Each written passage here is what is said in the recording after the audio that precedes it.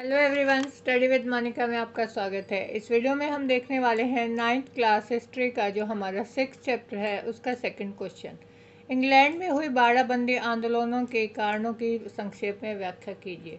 हमने देखा इस चैप्टर में कि इंग्लैंड में जो खुले खेत थे वहाँ पर किस तरह से बाड़ाबंदी यानी घेराबंदी की जाने लगी थी संपन्न किसानों के द्वारा। तो वो जो है बड़े व्यापक स्तर पर पूरे इंग्लैंड में फैल गई थी बाड़ाबंदी। उसके लिए ब्रिटिश जो संसद थी उसने अधिनियम भी पारित कर दिए थे। तो क्यों हुई थी वो, उसके पीछे क्या कारण थे, वही हम देखेंगे। पहला है कि ऊन के मूल्य में वृद्धि। 16वीं सदी के प्रारंभ में ऊन के मूल्य में होने वाली वृद्धि ने इंग्लैंड के किसानों को ज़्यादा से ज़्यादा भेड़ों को पालने के लिए प्रोत्साहित किया। पहला रीज़न यही था कि जो ऊन थी उसका मूल्य जो है उसका रेट बहुत बढ़ गया था और ऊन हमें प्राप्त होती है भेड़ों से। तो जो संपन्न किसान थे वो भेड़ पालते थे। उनको लगा कि ऊन के जैसे जिस तरह से जो है मूल्य में वृद्धि हो रही है, रेट बढ़ रहे हैं, तो ज़्यादा से ज़्यादा मात्रा में वो चाहते थे कि भाई उनको ऊन प्राप्त हो। उसके लिए उनको ज़्यादा से ज़्यादा जो है भेड़ें पालनी पड़ेगी।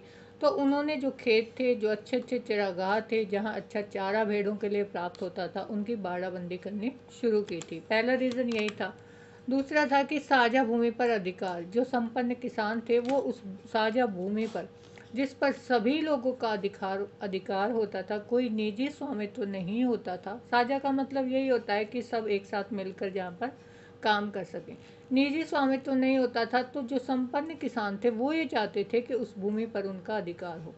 संपन्न किसान अपनी भूमि का विस्तार करना चाहते थे जिससे वे अधिक से अधिक जो है निजी चरागाह बना सके, ताकि वो अपने ज़्यादा से ज़्यादा वहाँ भेड़ों को पाल सके, अपने पशुओं को पाल सके।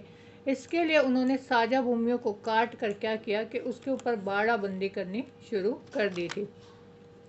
उन्होंने क्या किया, जो जो अच्छे अच्छे चरागाह थे, जो जो अच्छी अच्छी जगह थी, उपजाऊ भूमि जहाँ पर थी, उनको क्या किया, उनको छोटे छोटे टुकड़ों में काट के बांट के और जो है बाड़ाबंदी, उसकी घेराबंदी जो है करनी शुरू कर दी थी और उसको अपने अधिकार में लेना शुरू कर दिया था।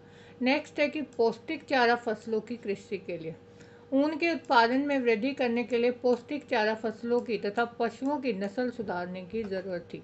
ऊन का जो है मूल्य बढ़ रहा था। अब ऊन उनको ज़्यादा मात्रा में प्राप्त हो, इसके लिए उन्हें क्या करना पड़ेगा। अब उनकी जो भेड़ हैं उनके लिए अच्छा चारा भी जो है उनको जो है प्रोवाइड करवाना पड़ेगा। अच्छा चारा अगर जो भेड़ खाएंगी तो क्या होगा, भेड़ें स्वस्थ होंगी और उनसे वो ज़्यादा ऊन प्राप्त कर सकते थे। इसलिए वो चाहते थे कि जो भी अच्छी उपजाऊ ज़मीन है उसके ऊपर उनका अधिकार हो। वहाँ उन्होंने बाड़ाबंदी करनी शुरू कर दी ताकि पौष्टिक चारा वो अपनी भेड़ों के लिए, अपने पशुओं के लिए उगा सकें। इसलिए अपने पशुओं को गांव के अन्य पशुओं से अलग रखने तथा पौष्टिक चारा फसलों के उत्पादन के लिए भी संपन्न किसानों ने अपने खेतों की बाड़ाबंदी शुरू कर दी। वो यही चाहते थे कि जो गांव के जो गरीब लोग हैं, उनके जो पशु हैं, उनसे वो अलग होना चाहते थे, उनसे अलग रहें। वो चाहते थे कि हमारे जो पशु हैं उनकी नस्ल में भी सुधार हो, उनको पौष्टिक चारा प्राप्त हो। इसलिए उन्होंने बाड़ाबंदी की शुरुआत की।